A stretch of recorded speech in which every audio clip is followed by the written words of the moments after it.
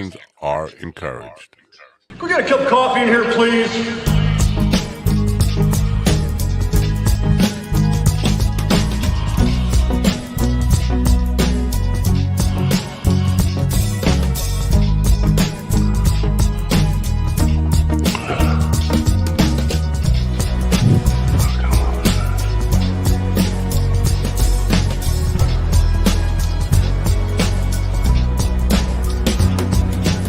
Damn good coffee and hot.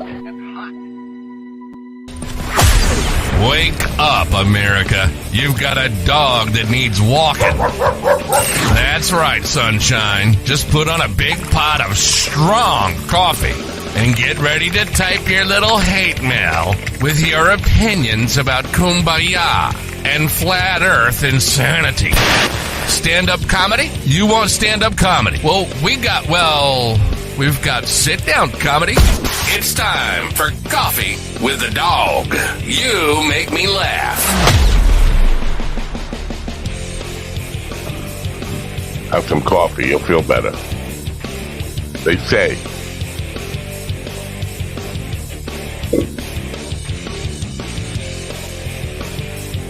Oh, do you feel bad?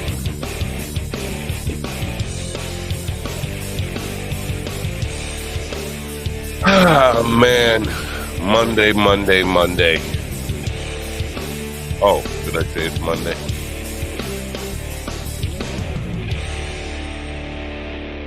Good morning, people of Earth. It is President's Day, Monday, February 19th, 2024. I hope you're having a good morning. I'm not in the best of moods today. I'm trying to get excited about what's coming up this week. And today we have a very interesting show for you. In the first hour, Ben Brown, who was born and raised on a Mormon polygamist compound, isolated from the world in Wyoming, who is now a comedian, will be with us. It's an interesting backstory for a comedian. And then in hour two, Anthony Cassese, who has been here before, the self-care dude. Look forward to catching up with him and seeing what's new with him. Interesting enough, on Friday, Mary Bourne was in the chat room, and she's been there quite a few times lately. I've seen her name in there. Like, where do I know that name from? From Anthony. She's Mary. Something about Mary. His Mary, who is helping him with his career. Good for him. He's got somebody helping him with his career. The self-care dude has somebody caring for him. That's a good thing. Anyway, a lot is going on in my mind right now. Overthinking things, underthinking things, and thinking about things. Humility and being humble are probably the characteristic I most admire in people. And people who just think too highly of themselves, and just are so fucking cocksure without ever having anything to back it up. They turn me off completely. And I am in a very, very down place about that, because there are a lot of these people in my life. I know somebody who's 65 years old who's been telling me what a great singer he is, what a great writer he is, what a great filmmaker he is, for 45 years, 50 years, and still has produced nothing. And all he does is brag. And I'm seeing, especially in the Gen Z, 40-year-old children who have done nothing with their lives but brag about how fucking blessed they are. Talent-wise, John Maxwell wrote a book, Talent is Never Enough. It's so true. Talent is the least important ingredient in success. It is important, or else I would be a fucking rock star. But it's not the most important thing. You can succeed and you can be very successful with very little talent, or no talent even. If you work hard, work smart, persevere, and stay committed. But the idea of this "I'm special" bullshit, it fucking rubs me the wrong way. And there are very few braggarts who have ever been either successful or likable human beings. Muhammad Ali is an exception, I think, but beyond him, I'm really hard pressed to find, you know, trash talkers or people just think they were fucking born to be.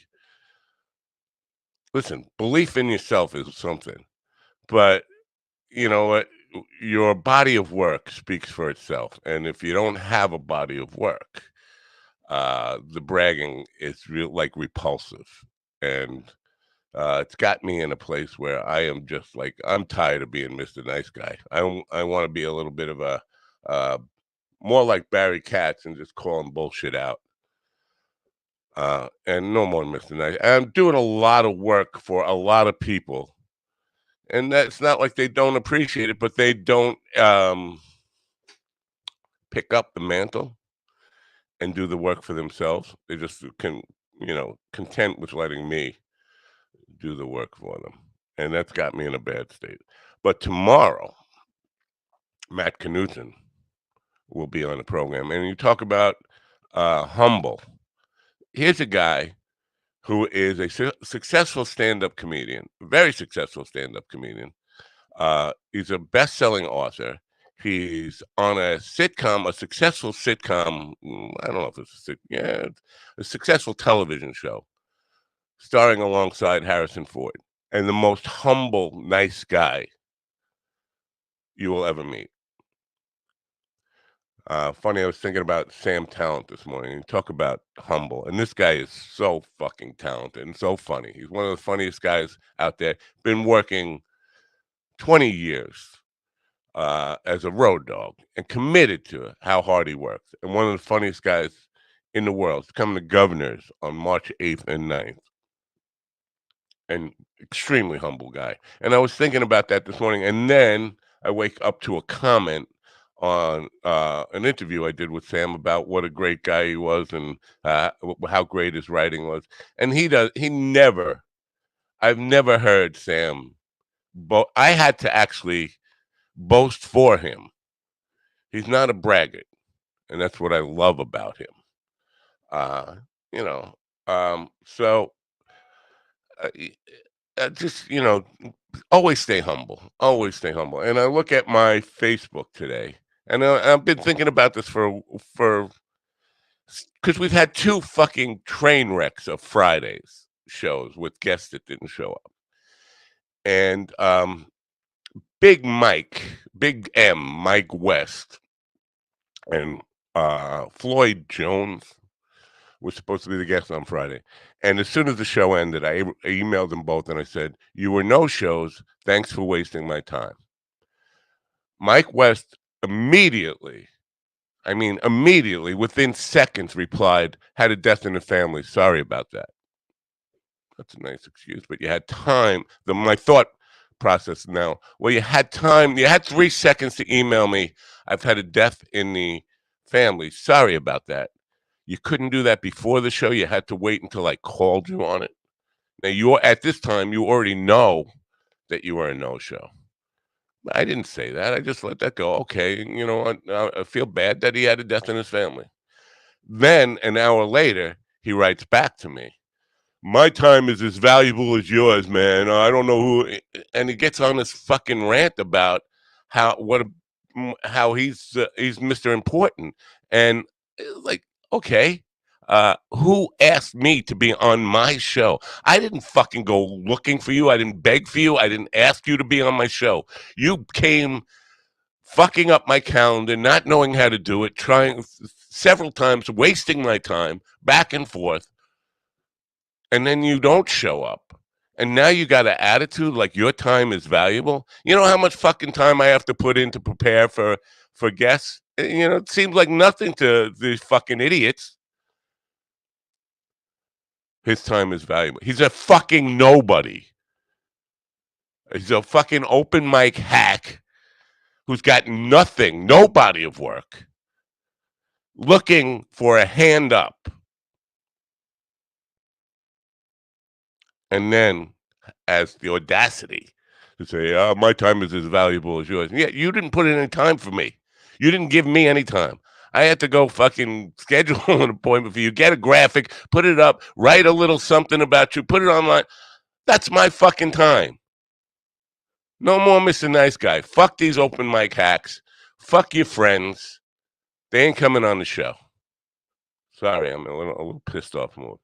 10 years ago on Facebook, I wrote, I suck as a musician, a songwriter, video producer, programmer, and general human being. I'm like a war.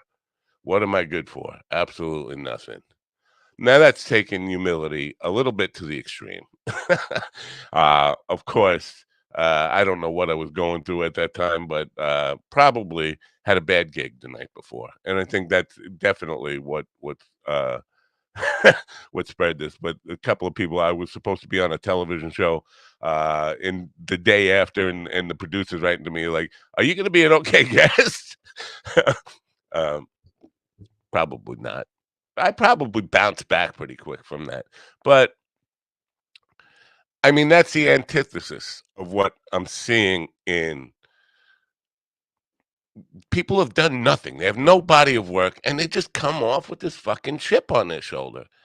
So I'm looking forward to talking to Matt tomorrow and all the successful people, all the best guests. Robert Klein, Erica Rhodes, Doug Stanhope, Sam Talent, Paul Provenza, you can go down the line, even Tommy Chong. Fucking people don't come in fucking bragging about their body or their talent. How I'm so much more talented than anybody. No, for all of them, it was about hard work, perseverance, getting some breaks. Yes, but none of this. I'm fucking blessed and supposed to be fucking noticed by the world. Fuck. I am so sick of that fucking attitude. You can take that fucking walking. Okay. Speaking of Erica Rhodes, I'm off that rant now. I don't know if I feel better yet. Um, there's a club in Fort Worth, Texas, called Hyena's Red Room. Apparently, they have a long history of fucking over comedians and treating them like shit. And Sam Morrill is one. Um, Erica Rhodes is the latest. And she was there. She flew. She flew from Los Angeles, California, got a hotel room for a weekend gig at Hyena's Red Room in Fort Worth, Texas. They don't have a green room. So she went for a walk to get some space between the time she has to perform and the time she got there. When she got back from her walk, she was told she was bumped for finding some space for herself. Apparently, Doug Stanhope came through and rescued the day for her and got her a Saturday night gig at another club in Dallas. But her weekend was ruined. Now, she flew from LA, hotel room and all that stuff. And then they just bumped her for taking a walk because they don't have a green room. I'm not, again, not a big fan of cancel culture, but if you're a comedy fan in the Dallas Fort Worth area, drive by the Red Room, Hyena's Red Room. Give them the finger and don't ever fucking buy a ticket to that shit all. Thank you very much. But now, it's not just a diss to Erica. It's also a major diss to the comedian they had replacing her that night. Because think about it. People were going online buying tickets to see Erica. And I know there were a lot of people, because we heard from them on Twitter about people who had bought tickets and she was a no show. Now they're mad at her for being a no show. When she explained that, I took a walk, I came back and I was bumped. But imagine being the comedian who has to go up now, people who paid tickets to see Erica and they're having to deal with another comedian. You think they're going to get a fucking chance to do what they do best? Or are they going to have an angry crowd saying, where's fucking Erica? I paid for Erica. You're not Erica. I played those gigs. We call them screamers, and it's the room is yelling, where's so and so, where's so and so, where's Kanye? I never. That's from Steve Byrne. When Steve Byrne was on the program, he opened for Kanye, and that's what he was getting yelled at the whole time he was doing his set. But just terrible behavior. But thanks to Erica, she for Doug Stanhope, because it pays to have influential friends and friends who can help you salvage your weekend. But man, what a fucked up situation that is. So that's something to keep in mind. Red Room, Hyena's Red Room, one of the shittier clubs. Sam Morrill has been banned there because he had the audacity to complain about them running everything so late that he didn't get to go on stage until 11:30 at night, and his fans were there for a 9:30 show. Had some experiences like that myself recently, and I talked about it. That you know what, late is one thing. 2 hours late and wasting people's time. Red Room, Hyena's Red Room is a shitty place to perform, and I wouldn't perform there. I wouldn't pay to go see anybody there. Again, it sounds like I'm asking for a boycott. I'm not. You do what you want to do, but it's a shitty room, and it's going to be a shitty experience, and you're wasting your money if you go there. That's all I'm telling you. You're not going to be happy. Do I sound a little pissed off today? It's Monday. It's President's Day, and President's Day is a fucking ripoff. When I was a kid, we got uh, Abe Lincoln's birthday off, and then we got George Washington's birthday off. And then in 1968, they decided we need to cut some fat here. Let's combine these two into one. We lost a day off. Nobody gives a fuck about the presidents.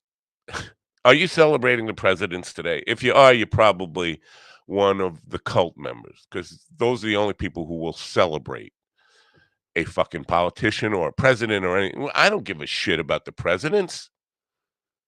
I give a shit about my days off. Yeah, they took one away from us. President's Day, we still have one. Feel lucky that you have one day off.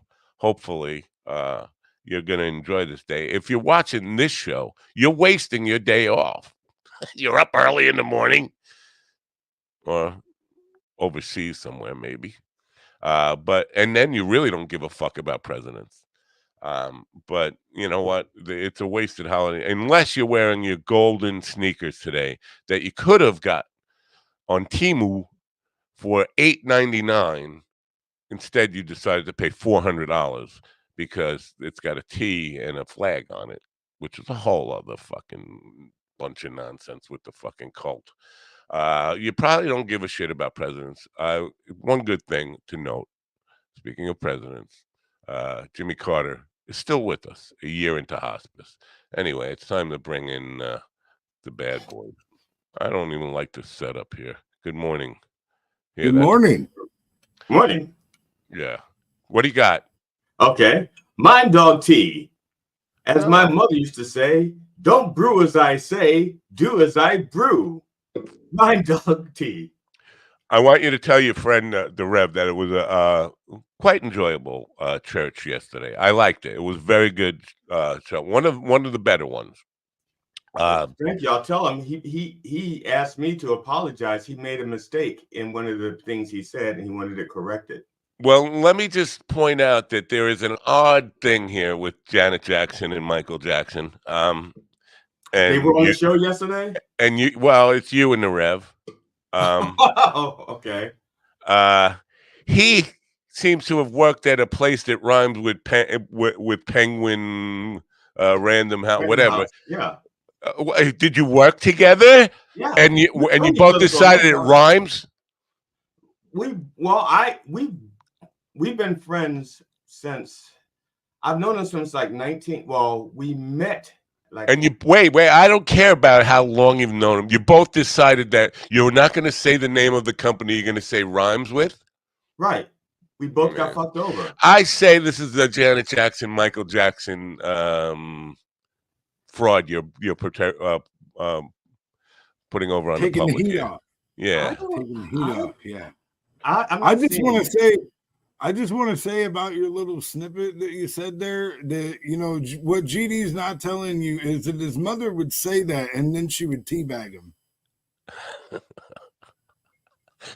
All Which is a right. weird Thinking of thing to my have happen. dad. Your You're thinking mother of my dad. I don't see how your mother could teabag you unless. You're thinking of, Well, now, obviously, you don't know many mothers in 2024. my All mother right. was dead by 2015, 2016. She was dead a while ago. Oh, So, yeah. So anything that she would have learned in 2020 or 2022 isn't benefiting her now. all right. Yeah.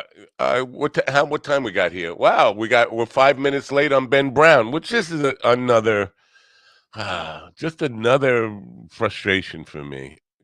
I'm gonna have to send an email to Ben Brown. Ben Brown was supposed to be here 5 minutes ago, and he's not here. And I don't have an email from him. I'm getting so fucking sick of this stuff. Willie, I know you're friends with this Mike West dude. Well, But I mean, like I knew him through like, you know, comic groups and stuff like that. It's not like I know him personally. well, he was treating it like he knew you personally. When I'm a friend of when he booked the thing, and that was the only reason I had patience with him for fucking up the calendar 19 Oh, times. yeah, dude, I didn't yeah, no. If I generally if I have someone that I know directly, I'm pretty good about messaging you. He's got nothing, no body of work to speak of. I did my research on him. Again, I understand you got a death in the family. That's understandable, and I can Yeah, but he's understand gonna him. let you know ahead of time. Yeah, that's That for all sure. that, but then to come back angry at me and tell me how his time is so much more valuable, or as valuable as mine, and he you know, basically, like he did, like he was doing something to me. He was doing me a favor. Like, fuck you, dude. You don't know how much fucking time and effort I got to put into making you look like somebody, and then you come off with this fucking attitude. Now, Floyd Jones had the opposite. He was very, oh man, I'm so sorry I blew it. I was excited to be on the show and all this stuff. That's really what I want to hear from somebody when they fucking fuck me over like that. And even that doesn't make it better. It just makes me feel better about at least they have some regret about it. But come I off know with it. I apologize to you for showing up on your show and ruining it. So I Yeah. remember that. Or you mean is this every day you mean? Yeah, I think he means just in general. Like that's like a blanket apology for before, right now, and in the future. And you know, I'm gonna double it up. We're gonna double down on that. You know, sorry to bring it down, man. I have a standing sorry apology. that the quality suffers because we're here. And I see, and I have, like I have a correction from the Reverend, but I have a question from me. Whoever mistook you for Mr. Nice Guy, Matt? Yeah, I'm just curious. yeah. Who you're was like that you're like person? being Alice Cooper over here, like no more Mr. Nice Guy. And we're like, fucking, where was the nice guy? You mean Alex Hooper, right? Yeah, Alex Both Hooper. of That's them. right. That's Both right. of them. Okay. I mean, Great. person that For fans of the Mr. show, that's Nice an Guy. excellent callback, Matt. I just want you to know that. That's beautiful. I have been called Mr. Nice Guy by lots of people. No, I mean because you are. No, You people are a that know nice you. guy. You No, do wait, no. wonderful. You've done wonderful things for me, but I got a feeling that I'm about to get a tongue lashing. I feel like I was pre-read the fucking riot act backstage. What the fuck, Chuck? Like what? That's okay. Hey, Matt, I love you, dog. I love you more than anything. The best thing you do for me is keep me grounded. I've told you that before. Well, but it doesn't change how I feel about myself either. I know that.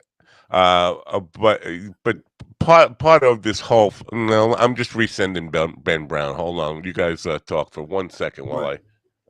Yeah, so Willie, what's in the mug thing? What's in the thing there? This is just it water. rhymes with Joffy. Yeah, okay. This here I have this. This right here is the sweet nectar of the coffee gods provided by my beautiful wife Danica. Yeah, she makes my coffee because listen, I'm me. Okay, I'm me. I'm myself.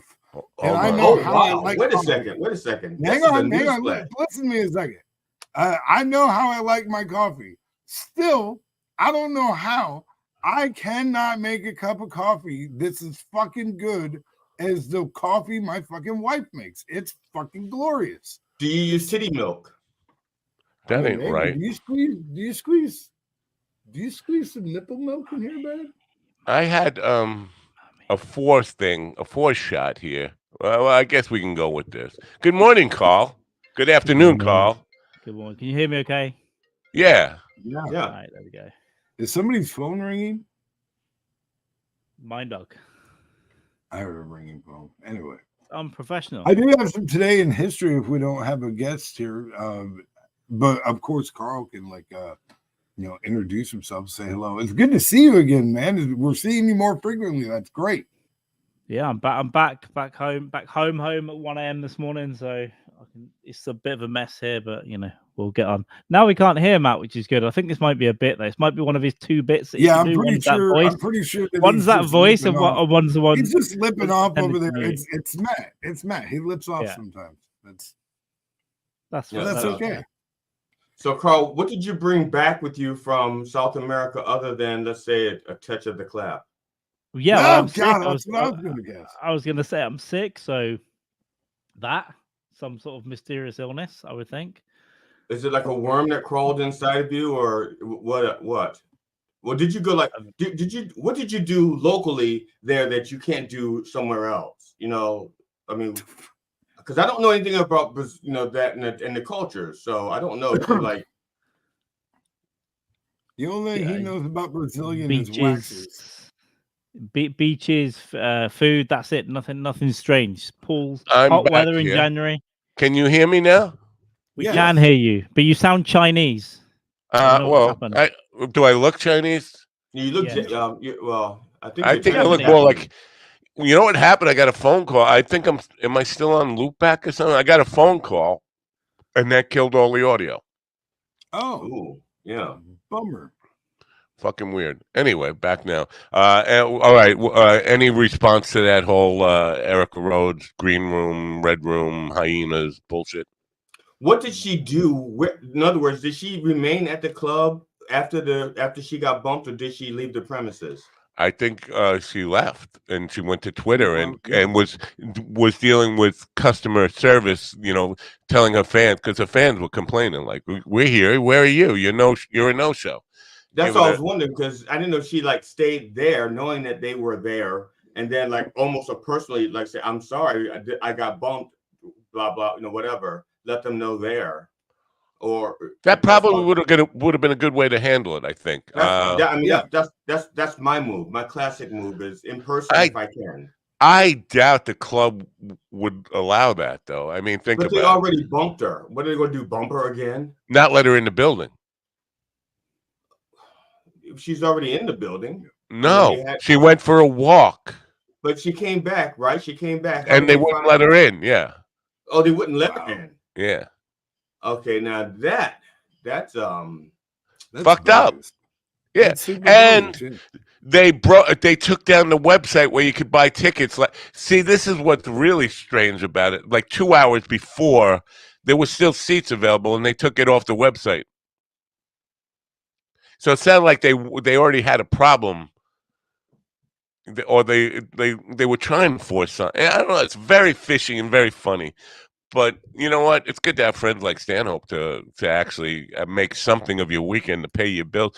Because remember, it's not like me driving 2 hours to a gig here on Long Island or in New York, and they bump you. It's flying from L.A. to Texas, getting a hotel room, getting a cab or Uber to the club, and then all this shit fucks up. Yeah, I'm used to getting bumped, but I get bumped way in advance. I get bumped I get bumped as soon as they realize who I am. You get bumped every time you say the wrong thing. Yeah, he gets as soon as they realize who I am, I get bumped. They're like, "Oh, G.D. Fenderson, we thought we had O.D. Fenderson." Right. Sorry. Yeah. As soon as you talk to the booker directly, they're like, "Oh, never." Yeah. Oh, grumpy mama. Carl, how are you? Celebrating President's Day? I'm gonna get a gun, and I'm gonna hang out on the grassy knoll. Oh, whoa, Oh my whoa, God. whoa, Wow. whoa. That's a Good thing that throwback to grassy the left. knoll is in England. Jeez. Holy cow. Right, Carl? That's a throwback into the left. Oh, nice. Pretty good. Pretty good. That's GD, I want to, if you could let the Rev know Yes. that I did, I put yesterday's program into Opus Clips AI, and I have about 30 Lord. 30 shorts to send him to post on it. Listen, if you want subscribers, you have to play by YouTube's bullshit rules, which means you have to put up shorts, even if you think they have no value and they feel like a stupid clip. I put up the stick to your whatever, the first clip, which was stick to your whatever you gave up to Lent your, and that got like 250 views today. That's more than the Rev has ever gotten on any of his stuff. That will get you subscribers. So you have to put that up to your channel. I'm gonna by WeTransfer mail them to you and then post them. You gotta learn the rules of tagging and all that stuff for this stuff. But if you want subscribers, that's asking for subscribers maybe will get you one or two, but nothing will actually grow your subscriber count like playing by the rules of YouTube that they put out there. They put out hoops, you got to jump through them. You have to. You have no choice, or accept the fact that you're gonna have 7 subscribers for the rest of your life. Okay. The Reverend can accept it. Now, I just want to make his correction for him real quick. Yes, that's right. I meant Janis Jackson, Janis Joplin too. Janis Jackson and Janet Joplin and Janis Jackson. No, Janis Joplin and Janet Jackson. The Reverend had referred to a homophone as correctly referred to as a homophone as the part when you're singing a song, you don't know the words, and you replace it with humming, and then you resume humming again once you know the words. That is a homophone. Now, a homonym is when you know the words, but you refuse to sing them because you might get in trouble. And that was the second part, like when the people are singing the rap lyrics and they come to nigger and they won't say nigger, they just say, because they might get in trouble. Well, it depends on who's listening. Yeah, that's what I'm saying. That's what I'm saying. There's rappers I quit listening there's a to difference because between I can't sing along. There's a difference between a homophone and a homonym, and he equated the two and saying they were both homophones. But homonym is when you don't say it because you might get in trouble. So, or even like if you could be in the car and the song is about some girl named Brandy and your wife's name is Rebecca, and when you instead of saying Brandy because it triggers her, you don't say it. That's a homonym. You don't say the word, you know the word, you just don't say it. So that's what he wanted, because he felt bad because he felt like he's miseducating his audience. I think he got all that right. The thing he got wrong was homophobe. No. See, again, we can agree to disagree. He got that. He nailed that. Look, you think he doesn't do his research? A homophobe is somebody who doesn't like homosexuals or is afraid of homosexuals. No, a homophobe is when you're afraid to give the answer because you're afraid of the way it might sound. Or you're afraid of homosexuals. Kelly, we disagree. I'm sorry. No, we don't. No, well, okay, we don't. I don't agree. Then you can just be wrong. I don't care. According to most of the. Oh yeah, what's Kelly? Oh yeah, Kelly says she had a customer recognize me. She's not sure if he got me confused with Groucho Marx. Let me just tell you, could have been a law enforcement officer. Listen, KC, I do have a little bit of history in KC that I never talk about, and I probably will never really get into depth with. But yeah, I got some stories like that, Matt. When I was a courier for a government agency, spent a lot of time. There's some significant government stuff that goes on in KC downtown, and lots of law enforcement people. I knew lots of law enforcement people, not necessarily local cops, but KC federal officers there. So maybe It's one of the people from that era, and said, that guy looks familiar." Hundreds and hundreds of those people, so could have been that. Uh, anyway, um, yeah. So no, we don't ever have to agree to disagree on anything. I agree to disagree, but I disagree to agree is what it is. It's not I agree to disagree. Anyway, he said he remembered you from Have the it your radio. way. Have it your way. Like I said, it's I always have it my way this is because your Burger King. You're the it Burger is. King. This is your. It's my StreamYard, and if I don't get my way, I'm taking it and going home. Gotcha. So Ben I feel you, Brown, brother. Ben Brown is not here. I just want to tell people, just read his bio. Maybe he's worth following, even though he's not here. I think he would have made a really interesting guest, and hopefully he will be contrite when I call him out on it later on. Ben Brown was born and raised on a Mormon polygamous compound in Wyoming, where he was isolated from society, labor trafficked, and prepared for his second coming of Jesus. He escaped the compound in his early 20s and now enjoys a living in the wicked world of stand-up comedy, raising awareness about child abuse, exploitation, and the Mormon world, and helping people heal trauma through laughter. Take out the word Mormon, and that's every Baptist child. Okay, they're born. They're waiting for the second coming of Jesus. They're born. There should be free child labor. Like, who wasn't free child labor? If you have parents, you were born. Right. You're labor trafficked if you were a child. You get the polygamy though. You get the That's what's great about the extreme Mormonism. You get multiple wives. Yeah, but my father had a meandering dick, and he did it without belonging to an organized religion. Carl, how many wives do you have? Currently none. So a lot of wives would seem good to a guy who has none, but a guy who has one. No. It's insane. More than one girl is stupid because they're fucking annoying. I mean, that's not always true though, because like I've been in situations where it was very beneficial to have, but prison they also wives knew can what fight was though. happening. Prison wives usually can that makes it a lot easier.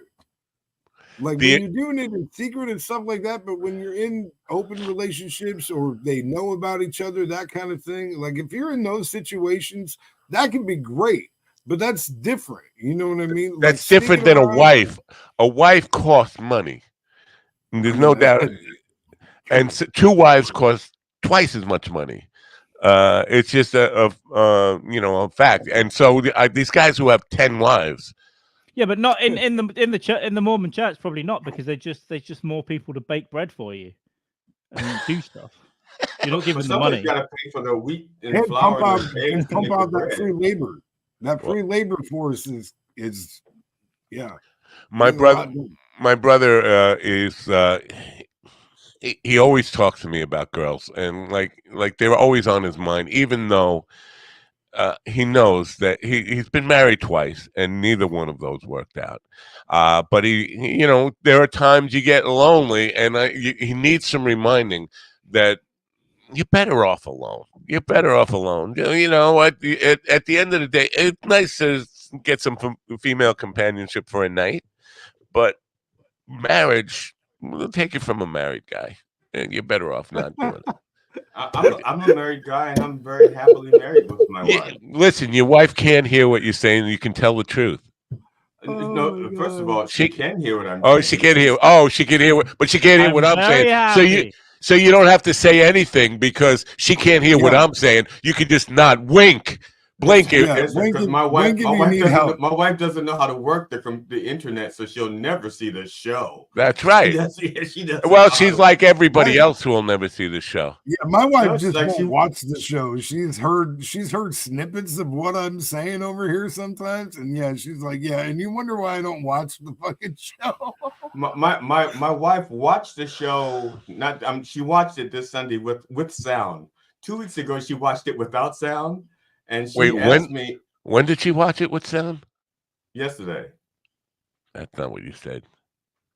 Go ahead, continue. Sorry, you said this Sunday, and you actually said Sunday instead of Sunday.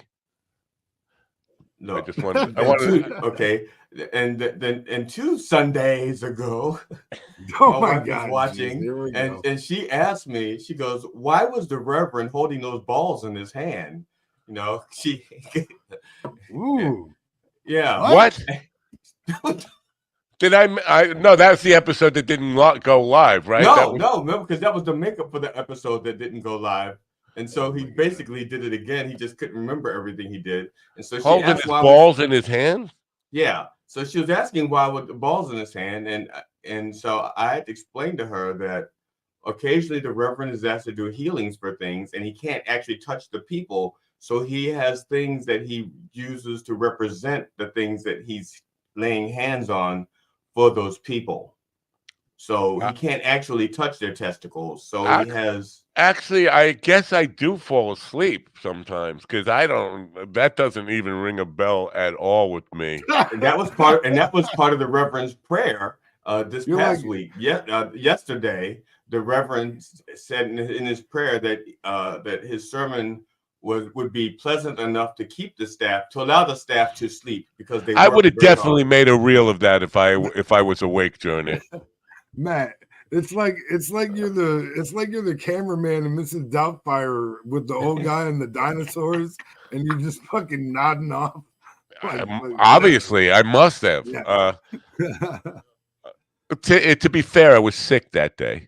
That's and true. I had a late night gig the night before. So yes, and that was the prayer. That was his prayer. He was praying because you had gigitis. He knew that you had gigitis. That's when and he had gigitis. Praying I remember that. so that the swelling in your gigs would go down, and so he was tossing your gigs. Why would you want the swelling in your gigs to go up? Just not as many gigs, but the swell gigs. If they swell too much, more money on those gigs. But if it swells too much and the exterior of the gigs don't stretch with it, it hurts. So you have to. Everybody hurts sometimes. That's true. Yeah. If I could change the subject just slightly here for a second, from swelling balls to swelling numbers. The poster, believe it or not, the poster seems to be doing a good job. On the YouTube channel, we're since the poster went out, we're up 917 subscribers. On Mind Dog TV got taken down last night. The tech called me and thought it was a denial of service attack. We are getting a lot of traffic from New York City. We've had an average of 10,000 more hits per day on the website since the thing went up. And last night, there were 70,000 more hits on the website than a normal Sunday. So, and it got taken down for about an hour. It would crash the server. So the poster is doing something. Now, what that says is all those hits is only turned into 70,000 hits on the website. Now, hits are just they click the first page, they might have bounced right away, but only 917 subscribers sounds pretty lame when you look at it like that. in a week's time, 10,000 an average of 10,000 new visits a day. 70,000 visits more than on a normal Sunday. I mean, it's not that far off of the 1%, and so no matter what, these advertisements should have it's indirect marketing, so it's going to have a 1% return, and you're close to that in the beginning stages of the advertising. We'll see. I mean, to be fair, because you had 10,000 people in 900 something, so almost 917. That's almost your 1%. You're almost at your 1% at the beginning of the ad campaign. So I mean, if it keeps up for 3 more weeks at that rate, I will be very, very happy with it. Even though I'm not seeing any monetary reward yet. Like nobody's clicking on banners or making us rich on any of this stuff. But I give that time. But you know what? Well, I was thinking that we should suggest that for those lonely people that you were talking about out there, that some people just need to be alone. Maybe something that Tracy's dog might help those people in their times of being alone. That might be good. I might play a Tracy's dog commercial here in a second. I was waiting for the guest to come on, but just let me say that we're not on PBM TV. There's a lot to cover here business-wise. We're not on PBM TV anymore. I lost 1 million subscribers, man. 1 million. No, you didn't. You had 517 fake ones. No, look, if they can make up numbers, so can I. Yeah, I'm making up 1 million. All right, you're making it up, but you're just saying that. They posted it online in terms of an actual number, and I confronted Corey on that, and here's what he said. I'm sorry to you feel that way. Let's talk. I was like, wait a minute, I just accused you of lying. You're just gonna say, all right, sorry, you feel that way. If I did that to you, now let's be real here. I say you're bullshitting everybody. You say, no, I'm not. If you're not, you say, what the hell are you talking about? No, I'm not. Yeah, I might say like, what makes you say that, or whatever. You know what I mean? Sorry, something you feel inquisitive. I said basically. I think I would say, is this a black thing? Fucking hell. And then I'd say, where the white women at? Oh man. My fat tip in the can yet? What do you mean by fat tip in the can? Nobody gets in my can. You mean dollars in the bucket, right? You mean dollars because nobody's putting their fat tip in my can ever. Stay away from my can. Oh man. Stole the happy. tip. Say happy birthday to Mike, by the way. Mike turned 59 on Saturday President's Day, Mike. Oh, well, happy birthday, Mike. Where was it? So I said to him, I said, I've been challenging those people to make contact for 2.5 months now. And I said, it's a bogus word count thing, number count thing. There are no visitors there. Not one person took me up on it. I said, you're lying to the public. And I'm sorry you feel that way. We'll reach back when we have our stuff in better order. So that's basically an admission that I mean, I would say so, yeah. And like why? And I just wanted an explanation. Why are you doing that? Who are you fucking kidding? And who does that serve to tell us that we have 600 visitors in the morning watching that? Is it serving us? No. I mean, I don't care about fake numbers. I don't, how many you can put up any number there. Put up 1 million, if you want. But they're gone now, so I can't put up 1 million. They're gone now.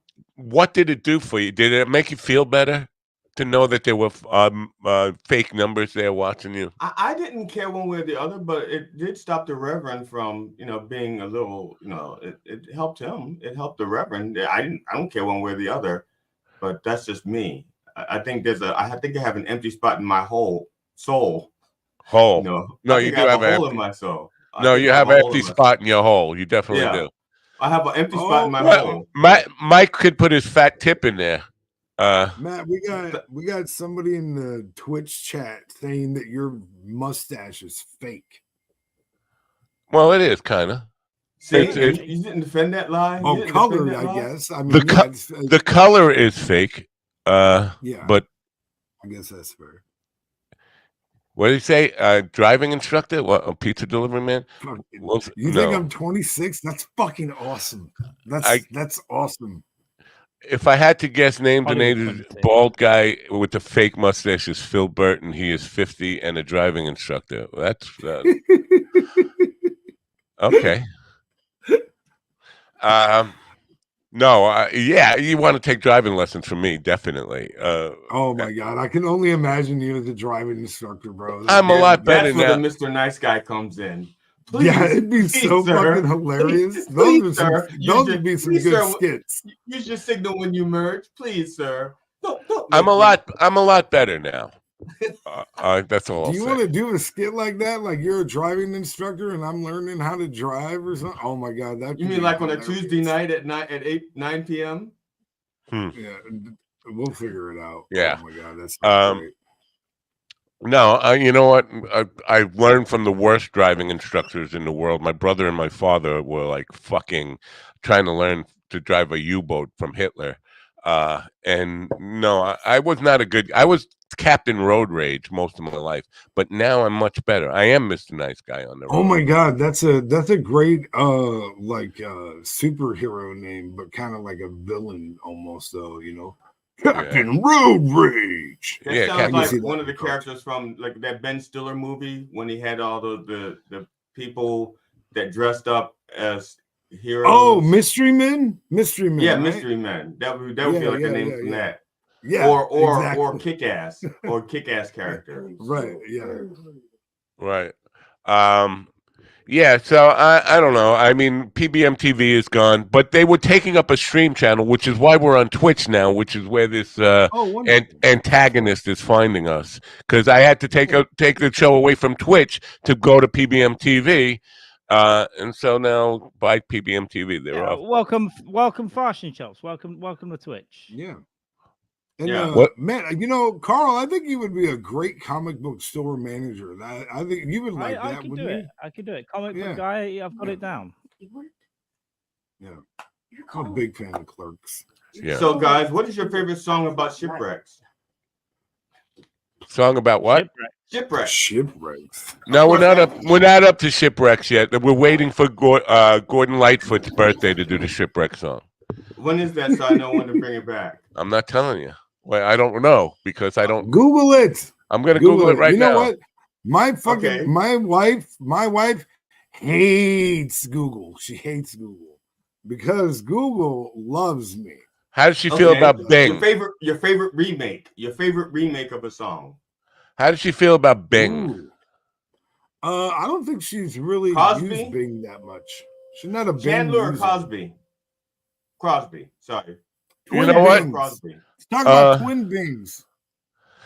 Gordon Lightfoot's birthday is November 17th. I think that's right around the time of the shipwreck of the Edmund Fitzgerald. Okay, I have to put that in my calendar. Yeah, none of that means anything to me. Yeah, November 17th. You're probably not going to live that long. Yeah, so your favorite remakes then? No.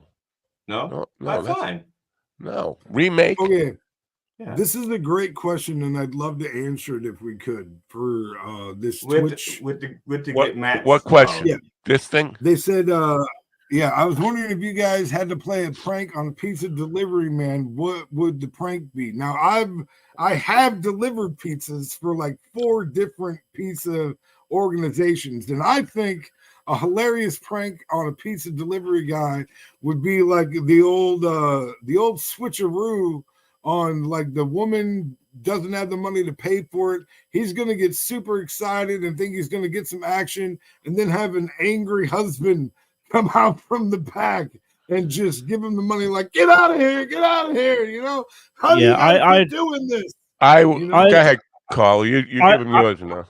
I'd order 10 pizzas to a school, and then I'd call the police and say there's an active shooter and he's hiding guns in a pizza box. Oh my God. I like that one. Oh my God. I like that one. I would come to the door with like a knife handle sticking out my neck and blood streaming down my shirt, and I'd open the door to say, "Now's not a good time." And then yeah. Well, I would. You know what? I would do something. It'd be even better to have the fork in there, and then like proceed the transaction like it's not a big deal. You know what I mean? Like she gets like this sometimes, just no big deal. And like make sure you give them a nice tip, like a $6 tip. Is that good? Okay, all right. I would hire a young-looking porn star, not an underage porn star, but a young-looking porn star, and make him think that the Pizza Boy porn scene was a reality, and then have a bunch of friends dressed up in cop uniform break in and tell him the girl's underage, and get a Chris Hansen lookalike, right? Yeah, Chris Hansen. That would cost more than a pizza, wouldn't it? Oh, but it would be good viral content, without a doubt. Yeah, that'd be great. Yeah, and the guy would probably kill somebody, or maybe me, and that would be good viral content as well. So, Here we go. What would this? They were thinking hide in the bushes and steal the pizza man's car. That's called Grand Theft Auto. That's a felony. It happens here. There was a rash of that. We on Long Island, New York. There was a serial pizza robbery.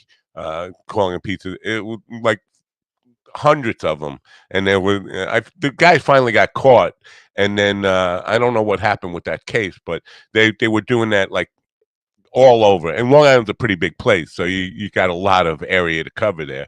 But that's been done, and it's real. And basically, robbing the pizza guy, taking his car, all that stuff. Sidwell's there. What is Sidwell saying? When I was in the Marines, we ordered pizzas, and a bunch of dudes answered the door naked and started hugging on them. Did that? That didn't go viral. Some nice sexual assault in the military as well. It's always good. Yeah, I was just gonna say nothing like a little sexual I don't assault. think in the military it's called sexual assault. In the military, I think it's called. No, that's just we're just horsing around. Yeah, promotion, increase in rank. Yeah. Somebody's asking I know some of those kind of if I'm on the air now. Yes, I'm on the air now. Why you? Nothing from Ben. Nothing from Ben. So. Ben, Okay. do you want to do this today in history? Yeah, we could do this. Ben needs to have a family member with cancer or something, right? It's got to be a serious excuse. It has to be. Sometimes. How about he found out he's dead? Yes. Oh God. Acceptable. My God. Or he just he got his pizza car robbed or something and couldn't get back home. That's also fair. Nobody's ordering pizza at 9 o'clock in the morning or wherever. Oh, they are. Time it is. Oh, they are. Yes, they are, sir. We've all done. Well, I wouldn't have to order because I have pizza in the freezer that I just, when I get a hanker for a hunk of cheese, I just pop it out. Sounds like a good time.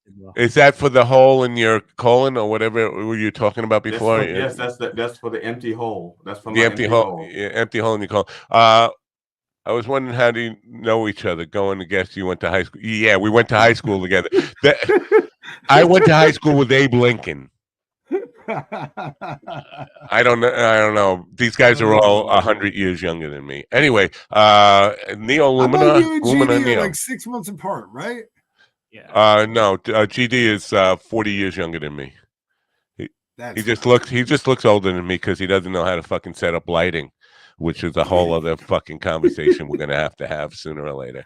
I know how to set up lighting. I just don't know how to point it. It's set up just fine. It doesn't fall. I don't know how to point it. It's set up just fine. Look, it doesn't slip. It doesn't. I can wiggle around. It doesn't move.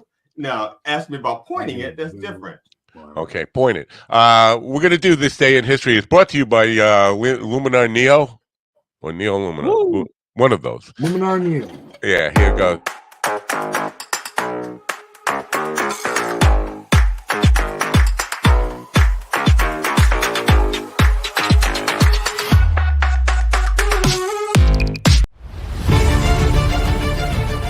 Today in history.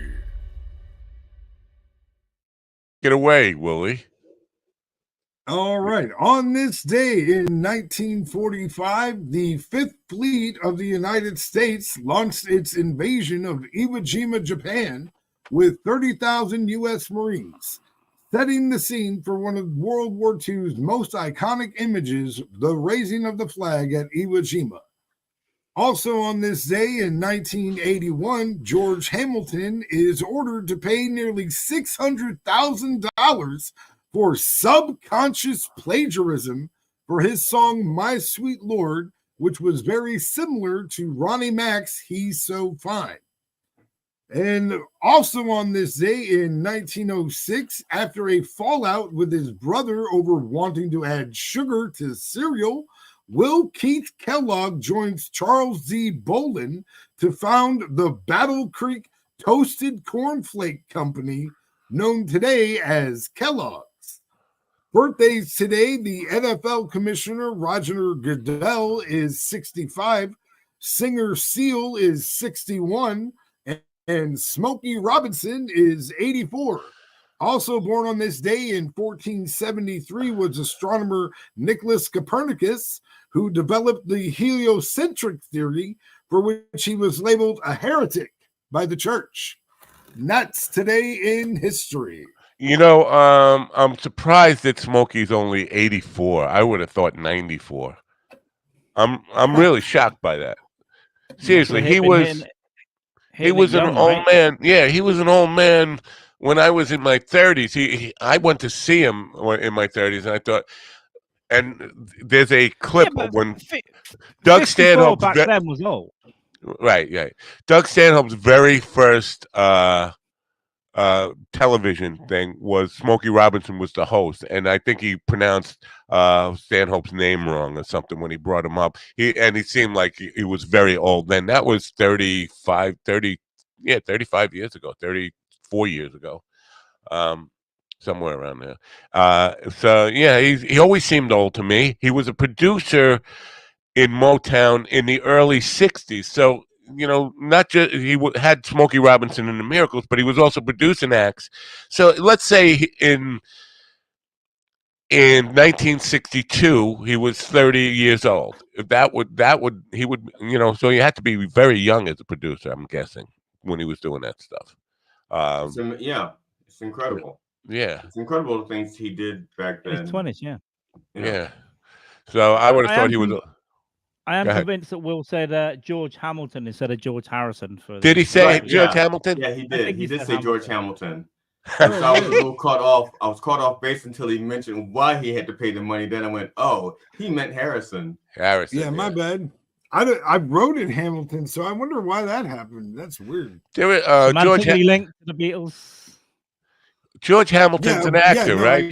George Hamilton was the first fake tan guy actor, right?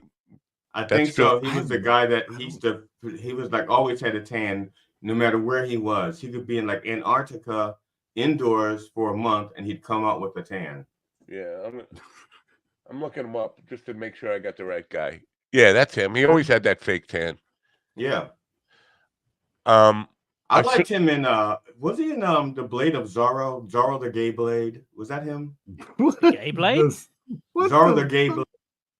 Maybe. Let me see. I'm not familiar with this movie. Yeah, yes, he was in Zorro the Gay Blade in 1981. Okay. Yes. Yeah.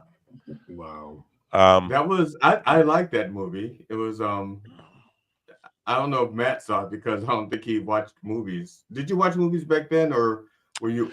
I would never watch something called Zorro the Gay Blade just because I was extremely homophobic in 1981, and just in the title, the word "gay" would scare me away. Yes. Oh, it's funny.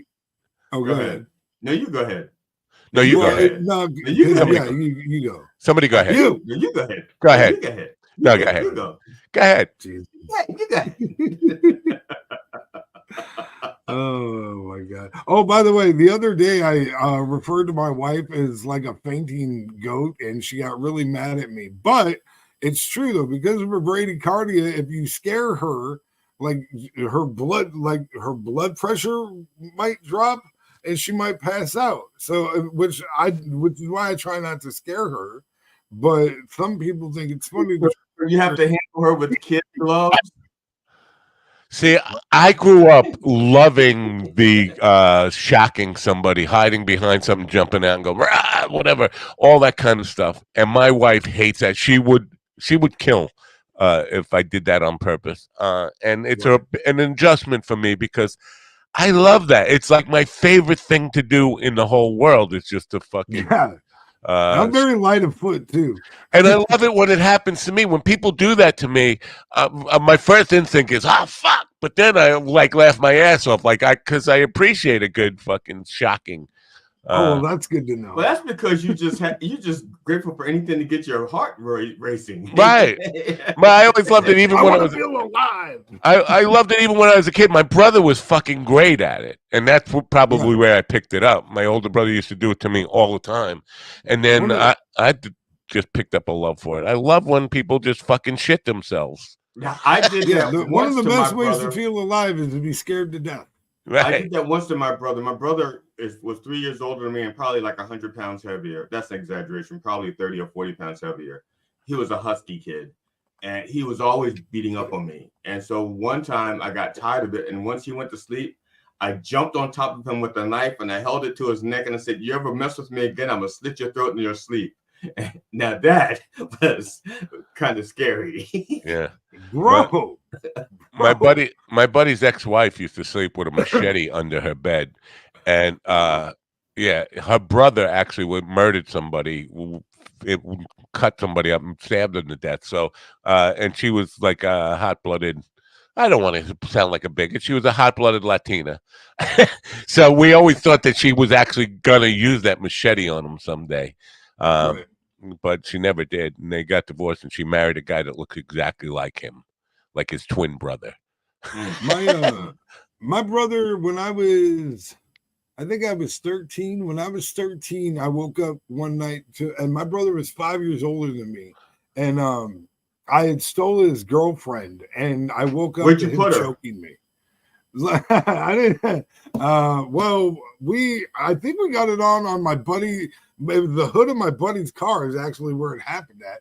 I mean, did you steal her like this was against her will? You stole her?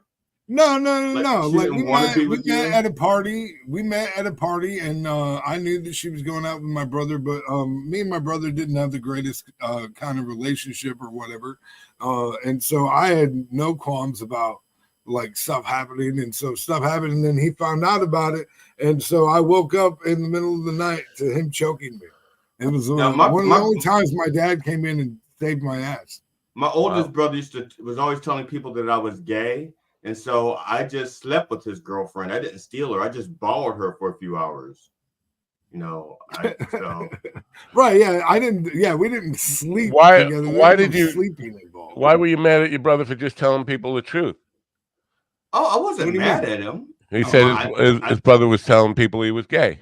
Right. I wasn't mad at him because I had six girls in high school turn me straight. Each one thought they would. Yeah, because that's the line you used. I forgot that. Yes. I think I might be gay. Oh, let's figure that out right now. Times you're like, you're such a great guy. You're such a wonderful guy. It's a shame you're gay. Maybe you just haven't met the right girl. I don't know. Let's try. That pop in the background is me. I just want to, since our guest is not here, Ben Brown is not here, and that's a damn shame. I want to show you guys a video that I just saw on Twitter. Is it a Ben Brown? No, it's not Ben Brown. This is a car, and it's just like weird. Like it doesn't seem fake. Let me start it from the beginning here. Let me see here. Oh yeah, no, I love watching stuff like this, bro. What is that? I mean, it could be an accident, and the other vehicles like airbrushed out, maybe. Because there's he ran into the back of a truck. It looks like it's hung up or scraping up the back of a truck. That's what like he ran to the back of a truck. Because I've seen accidents like being hung in the air, right? Yeah, but the hood blew off and everything. Like, and you, I don't know. That was the initial impact. And then it probably hit and jumped up a bit, and then kind of rolled up the backside. Is what we're saying. So you're saying it's fake? It's fake. That one I think is fake. I think that one is fake. Yeah. Be a tough thing to fake. I mean, as clean as that was. Not with AI anymore. That's why I say I mean, back when we were kids, Matt, back in the 1700s, if you did something like that, it was because you were very talented with film and celluloid and stuff like that. Now, almost anybody with enough gigabytes and an app can do it, and I'm not impressed anymore. I'm just not. Yeah. You know, I'm just tainted. You know, I mean, when I used to edit, I had to edit with a razor blade and acetone and all kinds of crazy shit. Yeah. Like you had to do shit to the film to make it different. Yeah, right. You had to know how to do shit. Yeah. You know. Speaking of razor blade editing, on Friday, Jackie is coming back on Friday. But before Jackie, we have comedian Killer Baez. You know, are you familiar with Killer Baez? Joan Baez's no, just it's just to share the same last name. Imagine that, two people on the planet with the same last name. Does that ever happen? That doesn't happen. That doesn't stop it. See, Matt, that's how I know when you just lose all credibility. Shit like that doesn't happen. Oh, jeez, what in the hell? Yeah, we'll tell that to Joe Smith. Now, like there's a Joe Smith out there. Yeah. I'm sorry, Carl. I can't talk to him anymore. You're boring, Carl. Either that or he's trying to fly away. So, Carl, how you doing, my man? I just love your sweater. Is that a mood sweater? Are we supposed to? This is it's hurting my eyes through the camera. Actually, I like it. Weird to my eyes through the camera. It's very. I have one similar to it, except for it's just the one color. but I like Is that. that like 100% cotton and then a little bit of wool? I've absolutely no fucking idea what it is. 100% cotton with a little bit of wool. That would With a make little it bit of wool, yeah. 95% cotton. I have a real wool one over there. I don't know what this is. I got it. No, because I got it for Christmas. Carl gives 110%, and so does his sweater. Why does So if you were given a Christmas gift that you didn't like, let's say a sweater or a shirt, would you wear it once so they'd see you in it, or would you just immediately hide it and only pull it out? I'd never. It would be pushed to the back of the wardrobe immediately, and I'd never wear it again. And I never used to wear shit that I got given for Christmas anyway. But I thought I'll do it, and it's cold here, so this is a nice temperature for me. There we go. It's still cold there. When does it start to warm up? All right, it's time to play a game. Want to play a game? I thought we were. I thought we were playing grown ups. When we playing grown up on the radio show. Yeah, well, we make him believe, but that let's makes try and play a game then. Game before bed. It's song time and not shipwrecks and not remakes and not whatever GD wants to do. It's what I want to do because you have to submit. You asked me. I said to send me a list of what you got. Not just everything. Just immediately, you just take over and decide today is the day for it. Give me the ideas for it. You'll have an unfair advantage because you'll Google all the titles and we'll guess one. We'll be like, okay, Will, your guess was number 400. My top guesses are. Yeah. That's how this game works. You say crack the sky, and I say no. Nobody likes crack the sky. First of all, everybody likes crack the sky.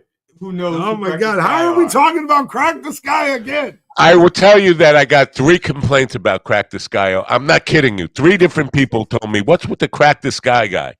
Over the weekend. They probably thought I said crack this guy. That's what they thought I was saying, and it's the black lips. I apologize. It's crack the sky. Okay. All right. Crack the sky. Crack the sky. Crack the guy. 25 songs about addiction. Ready? 25 songs about addiction. Go. Rolling Stones, Mama's Little Helper. Let me see if that's in the. You can't say go and then take 10 minutes to find the fucking answer. No. I'm seeing if it's in the list of the top 25. It's not. I'm not seeing Mother's Little Helper in the. How could you not have Mother's Little Helper? It's a perfect addiction song. Under the Bridge, Chili Peppers. Under the Bridge is not in the top. It should be. What about Comfortably Numb? Oh no, Under the Bridge is. Under the Bridge is. We got that one. What about Comfortably Numb? Oh yes. Let me look really quick. I didn't see Comfortably Numb in the list. Crack the Sky, Lost in America. No. Brown Sugar. All right, let's see here. No Brown Sugar, no Comfortably Numb in this list. Now that doesn't mean somebody else might have another list. It starts with the A-Team by Ed Sheeran. You know that song? I mean, I probably heard it, I'm sure. Yeah, I never heard it. The More I Drink by Blake Shelton. Gravity by A Perfect Circle. Oh, I love A Perfect Circle. You do? I do. I saw them in concert. 360 degrees. Them, yeah. No, this has got to be like for young people. How Could You Leave Us by NF? I don't know these songs. Robert Palmer, Addicted to Love. Addicted to Love is a good one. It's not in the list. Okay, these are American songs. Well, the first one I noted that I know on the list is 2 more down the list. First, it's How Could You Leave Us by NF. I just said that one. Recovery by James Arthur. Not an Addict by Kay's Choice. And then finally one I know, Sober by Pink. So I think that they're doing this like really exclusively on like substance addiction for sure. This list. Yeah. Well, no. The More I Drink, Blake Shelton. That's a. Well, okay, but alcohol's a substance. Oh yeah, so you're saying addicted to love is not okay, or gambling addiction or any sex addiction is probably not. Because otherwise, you'd think the gambler would be on there. Starting Over by Macklemore and Lewis, Breaking the Habit by Linkin Park, Under the Bridge, Amy Winehouse, Rehab. That should have been Bad by U2. That should have an asterisk, huh, GD? Sober by Tool, Hate Me by Blue October. One at a Time by Joe Walsh. I don't know that one, but I know. An Eminem song, Going Through Changes. Amazing by Aerosmith. I did not know that was about addiction. I never really paid attention to the words. Detox Mansion by Warren Zevon. I should have known I that would one. like to say, I want to say Sweet Leaf by not Earth, Wind & Fire. Sweet Leaf by Black Sabbath, but I don't think you can get addicted to pot, so I'm not sure. I think you can get addicted to pot.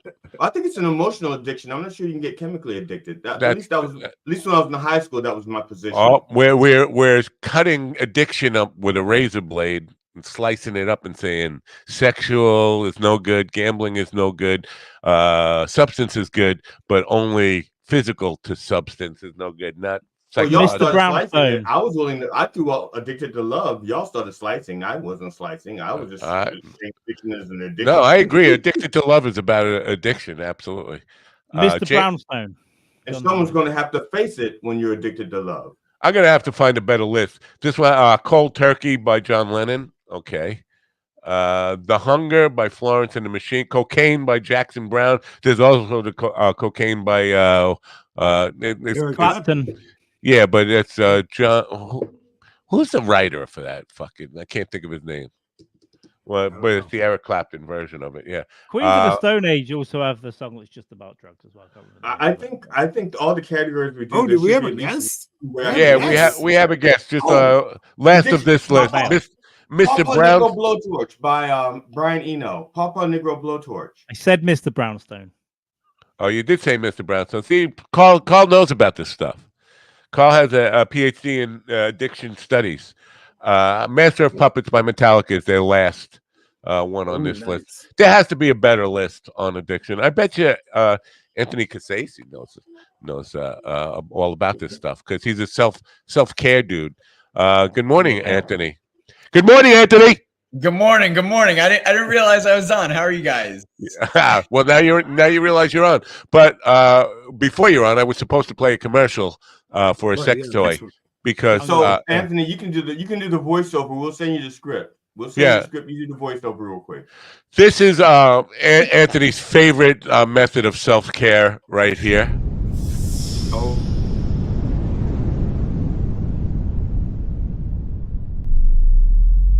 As he gets ready to push the red button.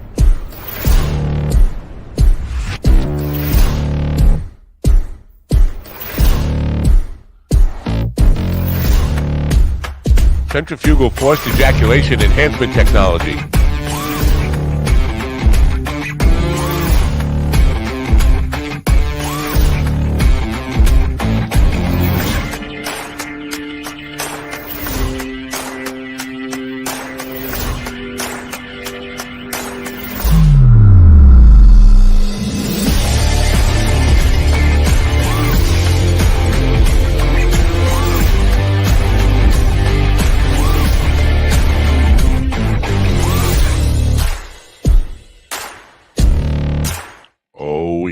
We lost Carl. One more song title. It's called Queer Collectibles by Urban Poet Society. Great song. I know the guy who played guitar, G.D. Fenderson, played guitar on it. Oh. There are lots of lists about songs about addiction, but they're all based like 25 to 30 different songs. But a lot of them seem to be copying the others' lists and stuff like that. All the ones we mentioned that old people would know seem to be off those lists. Oh, Needle and the Damage Done, Neil Young. Forgot about that one. Good morning, Anthony. Would you like to contribute a addiction song to our list of songs about addiction? What would qualify as a song about addiction? Just like any Kurt Cobain song about addiction would qualify. Well, no, let's substance addiction. We have to. This is what this is all about: substance addiction, not necessarily addicted to love or sex addiction. I disagree, but that's okay. You're a guest. You're the guest, Anthony. So whatever rules you say apply for the next 10 seconds. Yeah. Anything goes, right? Right. For 10 seconds, 9 seconds now. You got one? A song about addiction. First thing that comes to your mind. Yeah. Oh, God. I don't You're I burning don't know. daylight, Anthony. I don't know. You're done. Next, you're done. For some reason.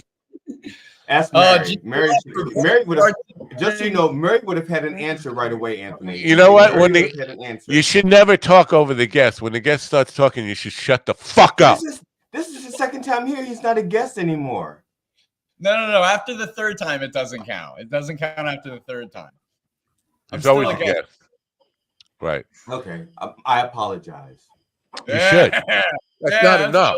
He needs a formal letter of apology, and not this. My time is valuable crap. But damn it. That was the form letter I was going to use. That's my form letter. My time is valuable too, Anthony. Good morning, at least. It looks like you're having fun.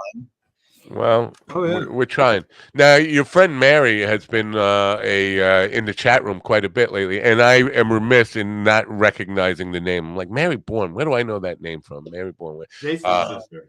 Very loyal, helpful friend you got there, and everybody needs a Mary, but you're the only one who's got a Mary. What's the trick? Something about Mary, man. Just something about Mary. Mary's the best. I said it before. Is it just because you're so fucking handsome? Is that why she's helping you out this way? I think my good looks play a part, but good looks do fade, so it won't last forever. You egomaniac bastard.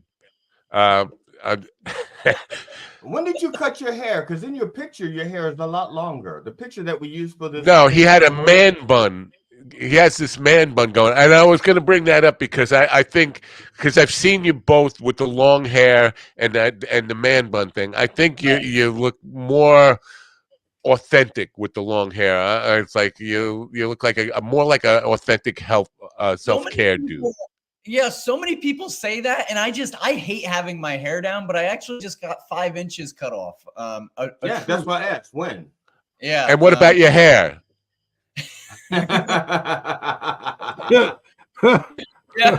Jesus. That's the funniest thing Matt's going to say all month, so you might as well laugh. I'm going to try to put together a little joke here. A guy with a stutter went to the doctor, and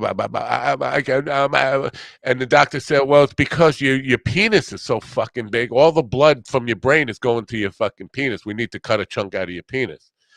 And they cut a chunk out of his penis, and the guy, it cured his stuttering. But the guy came back like a month later, and he couldn't get laid. He said, Doc, you got to give me my 5 inches of penis back. And the doctor said, go fuck yourself.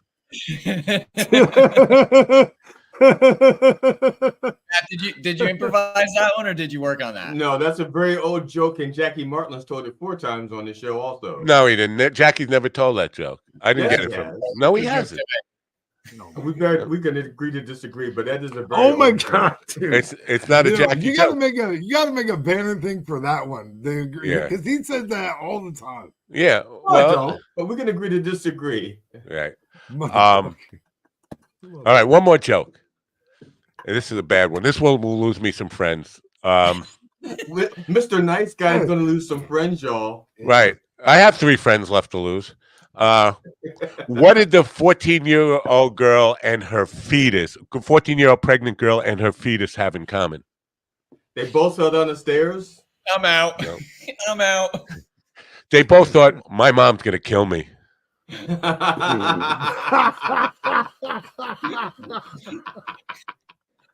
The cancelers are coming for you, Matt. They're just putting together the petition. I lost some friends Saturday night for telling that joke. I don't know if you know this about me, Anthony, but I once got kicked out of a Planned Parenthood for making a hanger joke. Bad plans. But to be fair, they were the fuck faces that had metal hangers in their fucking lobby. To me, that's a fucking. If you're gonna lob up a fucking tomato, I'm gonna crush that bitch. So it wasn't just like a coat rack. It was a coat rack. Yeah, their coat rack right inside the door, right next to the desk that you go up and I was in there for free condoms because you can just go to any Planned Parenthood and get free condoms. I don't know if you know that, but you can do that. That's a service that they provide. You don't even got to give them anything. You can just say, hey, can I get some condoms? They'll hand you a whole fucking bag of condoms. So that's what I was in there for. And I noticed that this fucking coat rack, now they were like covered in like a white, a thin white coating, but they were metal fucking hangers hanging on that fucking thing. And I looked at them and I said, is that for when the power goes out? And they were like, sir, you need to leave. And I was like, what? I'm just asking. I feel like that's a fair question. And they were like, no, get out of here. And then the one girl in the back was like, no, hang on a second. You're here for condoms, right? Go ahead and give him 2 bags. You know what I mean? Like they were like, we want to make sure this guy's wrapping it up. Yeah, we don't need this one spreading his seed around. Yeah. And he already had kids by then. Obviously, they did go ahead and give me the condoms anyway, but they were like, don't come back. I think people are shocked to learn that you ever used birth control with the 47 kids you got out there. Right. Well, see, listen. Now, I don't know if you know this. Even though they repealed Roe versus Wade, all 50 states, it's still legal to use Plan B. And here's the thing: I had 7 kids with 7 different women between 1999 and 2007. But what happened in 2007? Not only did I go to prison, but prior to that time, I had been using Plan A, which we all know is pulling out. And I just wasn't that good at it. Okay, so now they got Plan B, and I'm using that as very effective. I will say though, you can't just like some girls. You gotta like, I like to take a girl out to breakfast and then just slide it across the table when the meal comes. Like, don't forget to take that also. And like. We did it 2 times. Please lick the package. I don't want you to miss anything. That's Anthony. How are you? Portion chops. Portion chops. Yes, the answer is yes. Portion chop. Is there anything new in your life since the last time we talked to you? What's anything new? Just hitting the clubs in New York and just working on building out a pretty tight set. And just, pissing people off at these comedy clubs because I'm such a new comic. They're just like, they fucking hate me. So really, yeah, I like that.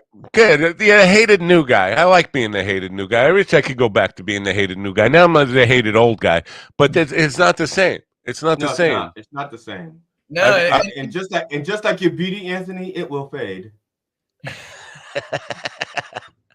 But your personality, GD, that will fucking last forever. Unfortunately, so my therapist tells me that's a sad thing to think about. Because we would like it. We would like that to improve if at all possible. Some things get better with time. Some things get worse. Right. That was one of the most common phrases on my report cards growing up. Room for improvement. Yeah. So it doesn't get along well with others.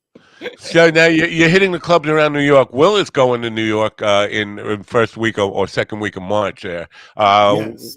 Got any advice for him on the best clubs to seek out as a newcomer to New York? What are you doing? What are you doing in New York, Will? Well, coming to take your spot. I have not really. I have no plans as of yet. Other than I will say, as an Irish Catholic kid, I'm very excited to be in the New York area during St. Patrick's time. So I'm looking forward to do some shows. I want to do some music while I'm there. I want to do some comedy while I'm there. I want to do some podcasting while I'm there.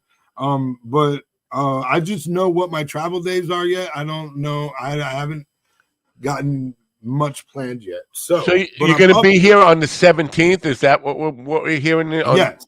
Okay. Yeah, I'm going to leave on the 18th. My day to fly out is going to be the 18th. That's a special day. Well, Matt told me to avoid LaGuardia, so I guess probably JFK I'll fly into. Stay the fuck JFK. You know what? The worst one to fly in and out of is Newark because it's in Jersey, but that's not why it's bad. It's just a terrible airport. It's just I'm also gonna get an MTA card so I can like move around freely while I'm there. Yeah, good luck. You're not a prisoner. You can move around freely anyway. It's not like once you get to New York, you're a hostage. You can move around freely. Right, you know what I'm saying though. You don't like the subway? I'm not a big fan of the subway. I would rather drive and park, and if I can walk, I'll walk 20, 30 blocks, no problem.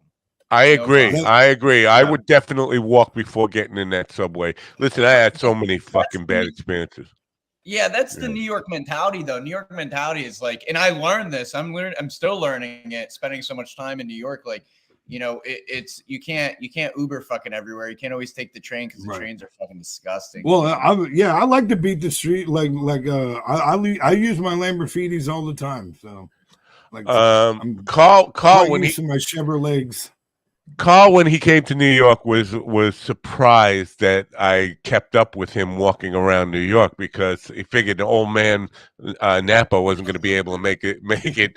But you know what? I don't have any problem walking around New York. New York, I feel revitalized walking around New York. I like it. Right, yeah.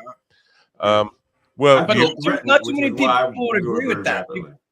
Yeah, people don't like walking. And the New York way is fast. You got to move quick. You know, if you don't, then you know. I just went into the city with a couple friends, and I was just like, it's like these fucking guys won't move their ass. Like, come on, you're moving like you're in your pants. Like, let's go. I definitely have the attitude like you got to walk as fast as possible in New York because we were taking a walk down to a comedy club from Midtown, and we were kind of walking gingerly, like Carl just walking like a person walking through the mall or something, like window shopping. And I'm like, no, that's not how we walk in New York. In New York, you walk like you're trying to keep pace with the taxis or beat the taxis. Yeah. My wife and I. That's like an achievement. That's an achievement to like beat a taxi through a light, right? Yeah, it's gotta be. When my wife and I were there for the Colbert show, the late show with Stephen Colbert, and the cab scared us so. My wife's nails were dug into my thighs so deep, and my nails were dug into my thighs, and I was pressing my feet into the floor because the taxi was like just off. I mean, it was scarier than any ride I'd ever been on in an amusement park. It was wow. That's normal. That's normal. Yes. That's the New York way. Yeah. Yes. When my wife and I were done, we said we have had the authentic, because you hear about them. And, you know, I've heard like stereotypical stories, and this lived up to all of the stereotypes of he never hit anything. And I'm thinking, if I was driving a car moving that close to things, this paint is going to be exchanged, mirrors, license, insurance information, a whole bunch of shit's being exchanged. But this guy was like amazing, absolutely fucking amazing. Scared the shit out of us. We got our money's worth. That's how you know you have a good driver. If they scare the shit out of you. Yeah, you want a good driver who's going to get you places. You don't have time for fucking dicking around in the city. You got to get from point A to point B. Will, I want to start some shit here if I can. I don't know if I can. Will, does the name Dax Anderson ring a bell to you? Yeah. He said he's in the governor's comedy room chat room, so we're not seeing him here. He says William is a bitch boy coward. Oh, yeah. So let's talk about this. Oh yeah. No, I'm excited to talk about this because listen, you and I both know, Matt, that I'm a smart person, and I understand. Wait, both of you know that? I understand my position. I understand that I'm in a position where I can't go looking for trouble. And when trouble happens to fucking root its fucking nose into my life, I can't be like, oh, let's fucking do it then, no. Like an immature fucking imbecile. Because I already got a fucking couple things on my fucking record, and I'm not about that shit. But when this dude came at me, the first thing I said back to him is set something up at a gym and we'll fucking do it. Because if somebody wants a piece of me like that, I got no problem going to a gym where there's a controlled situation and we can find out who the better, bigger fucking motherfucker is. I don't mind doing that shit because I'm a man like that. But as soon as I said that, he was like, oh, you're just a fucking bitch then, and fucking blocked me on fucking social media. So, I'll say again, Dax, and Kenny Brewer is his real fucking name. If people want to look him the fuck up, because that's a fucking alias, we'll just go ahead and say that shit right away. And what I'll say to you again, sir, is set something up in a fucking gym, and I'm more than happy to get down. Because here's the truth, bro. That shit didn't happen by motherfucking accident. Okay? You're talking I to a want to. motherfucker who knows how to fucking take a punch. I want to. This is a story Wait, that I don't tell very often. Hold on 1 second. I want to take your side in this and say, William, if you've been challenged, not William, Dax, or whatever your name is, Kenny, whatever the fuck your Mars, name. I think he said. Yeah. If you've been challenged to go to a gym and fight like a civilized pugilist, right, and you did not, and you cop out of that, then I believe the coward label is all yours. Get in the gym or shut your mouth. That's basically it. You want a street fight so you can fucking sucker punch somebody, or you can bite him in the balls. Yeah, run like a little girl. Listen, bro, I know what I'm like. I'm not trying to fucking kill somebody in a fucking street fight. Right. Like that's not my fucking thing. Because here's the thing. I don't like to be violent. Violence is not my way anymore. It was my way for a long fucking time, and I was pretty fucking good at it. But here's the thing. Like, it hurts me to hurt people. What I understand the most about my past is that all that damage that I did to other people, it came back to me. So it came back to me in so many different ways that I don't want to hurt people anymore in any way, in any fashion. Stop having kids? But I will say that if people want to come at me like I ain't nothing, like I'm fucking scared, I ain't never been scared of fucking nobody. All right, my dad was a 400 fucking take a breath. gorilla, and he fought us like we were fucking men when we were fucking toddlers. All right, let's just stipulate that you just put Dax in his place, and we know where Dax stands right now. Now let's turn our attention to the self-care dude. What do you have to say about people who are in this position of violent disagreement? Oh, fuck people, man. People can go fuck themselves. People got nothing better to fucking do than start problems they can't finish, whether it be over the internet or in person or whatever have you. And I mean, I'm not like that. I'm more of a lover than a fighter these days. And don't get me wrong. If I gotta fucking stick up for somebody or defend myself, look, I'm willing to dance. I got no problem dancing. But you also have Mary, and Mary will take a punch for you. I've seen this. So no. Across the pond. Fuck you. But no, seriously, and you know what? I am so not interested in what anyone thinks of me or what they have to fucking say about me. You go into these comedy clubs, you go into the city, you have to become so resistant to nonsense because these people are a bunch of fucking loser nobodies. Right. And they're going to sit there and they're going to tell you how you should do it and what you could do better and why you suck. No, fuck you. Get the fuck out of my face. I have time for that crap. It's for the money. Let me just say that I'm haunted by my past. Because I was a violent man when I was young. It was natural testosterone. It was not steroid driven. It wasn't roid rage, but it was. I always walked around ready for a fight.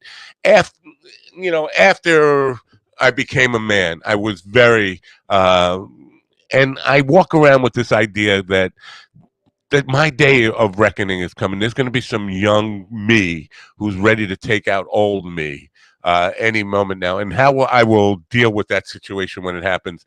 It's That's something. The movie Loopers. That's the movie Loopers. The young. No, I'm not talking about actual me. I'm just talking about a guy like me in his youth who was walking around angry all the time, and now.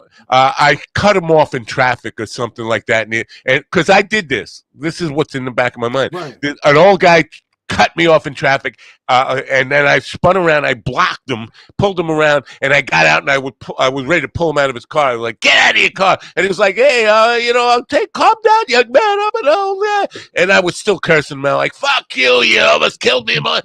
That's coming to me. I know someday soon, when I'm least expecting it, some young buck is going to want to fucking drag me out of my car and beat my brains out, and I'm going to have to try to coffee with the dog card. That you said, "Excuse me, young man, don't you know who I am? I am Matt Nappel. Coffee with the dog." Yeah. You gotta These use young that kids accent though. fucking do It's nothing. only gonna work if you use that accent. You have to do that accent because it makes you civilized. Pardon me, sir. Like you got some Grey Please, don't. Poupon No, that you're please, about to fucking put the bust fist out. down. You don't need those fists. fuck. They really do. It just makes you look very angry. Don't do that. You look very angry. Yeah. And you're so Well, much better than that. I expect so much more from you. it's like the old West. Every gunfighter, every gunfighter ends up going out the way they killed so many people in their youth, and that's what's going to happen to me. Right. I'm gonna get beaten to death. That's probably how I'm going to die. Bro, That's all right. Great show. Thanks for coming. Why speak that into existence? I just want to say, bro, be better to yourself. Like, good God. Well, you know, I'm a big believer in karma, and if I'm being honest, that's what I deserve. I mean, Okay, I was that. I totally understand that, but Technically, so that's not what karma is. Karma does have a way of coming back differently, though. Also, you know what I mean? Like, karma is not always what you expect it to be. Like, your energy is what is the exchange rate, okay? And positive, negative, whatever. So, like, in my opinion, like, that's why I focus the ways that I do, is because I want the energy that I'm putting out there to be the kind of energy that gets magnified and comes back to me. How did it work out with Dax? Energy. Hey, what? How did it work out with Dax? They've settled it. They are at peace. I mean, dude, to me, like you brought it up, and I hadn't thought about it pretty much since he blocked me, because it's not my shit, bro. Like, what happened there, that the whole thing of why he even got upset with me in the first place is because I made a post on fucking Facebook that was a series of chopped up WWE promos that sounded really fucking gay. And my post was for all the people that ever made fun of me for liking wrestling when I was growing up, saying that wrestling was gay.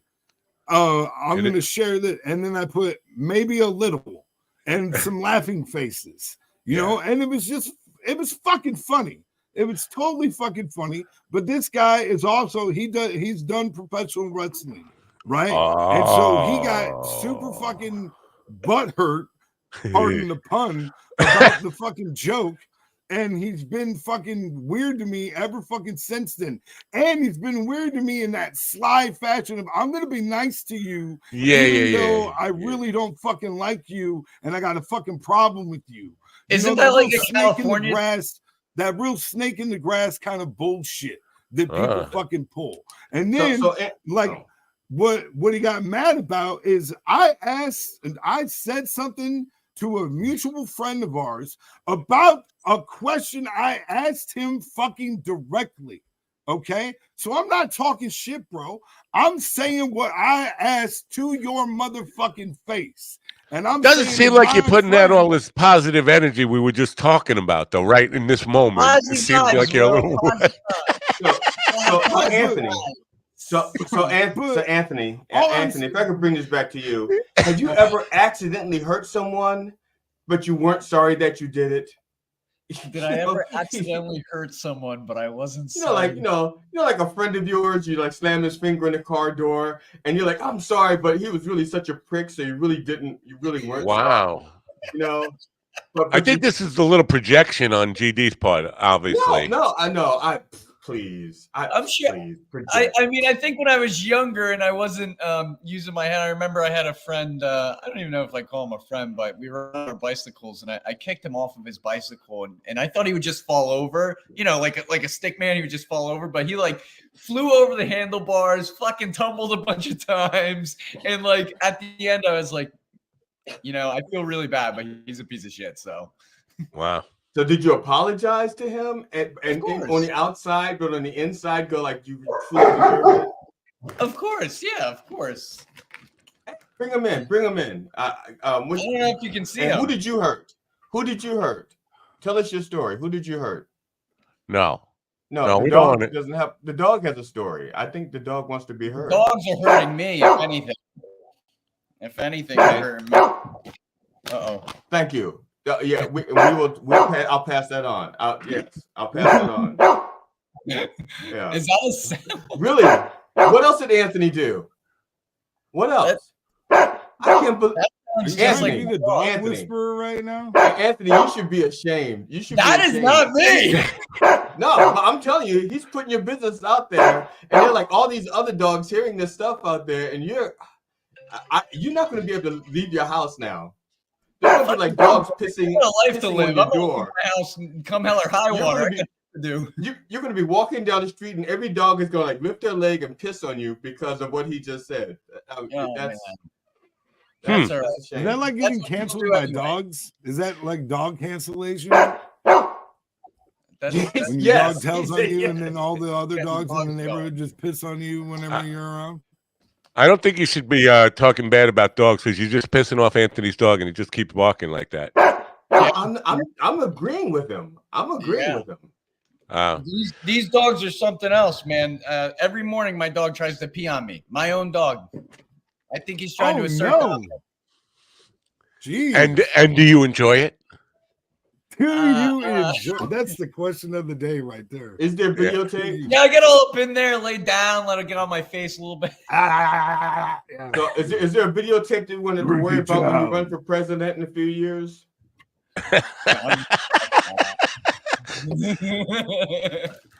Let's not go there. Why do you have to make everything about politics? Why? No, because sometimes it's about race or racial politics. Oh, that's true. That's true. I have like a rotary thing. We are all equal, GD. We are all equal. Yes. Yeah. That's some of us are more equal than others. Yes, absolutely. Absolutely. You're unique, just like everyone else. No, he's not. He's not like me. He might be like you. He's not like me. Sincere. That doesn't feel sincere. You are unique. No, I mean it. I mean it. That's one thing that I really understand is that absolutely everyone is so unique. Oh yeah. That makes people beautiful. That's what makes people beautiful is your uniqueness. All right. I want you to all sing. I want you to sing Everyone is Beautiful. Everything is Beautiful. Ready? Go. Ooh, everything, everyone. Oh, wait, what is it? What key are we not singing? Is it everyone or everything? Everything is beautiful? Is it everything? I thought it was right? everything is beautiful. Is this that Ray Stevens song? Is this? I've lost control of this fucking circus here. No, we're trying to get on the same page. All right. It starts with Jesus loves the little children, all the little children of the world, red and yellow, black and white. They're all precious in His sight. Jesus loves little children of the world. Everything is beautiful in its own way. Under God's heaven, the world's gonna find a way. There are none so blind as he who will not see. Okay. We must not change our minds. Can we stop now? Let our thoughts be free. All right, that's good. Let me stop now. Yeah. Okay. Judges.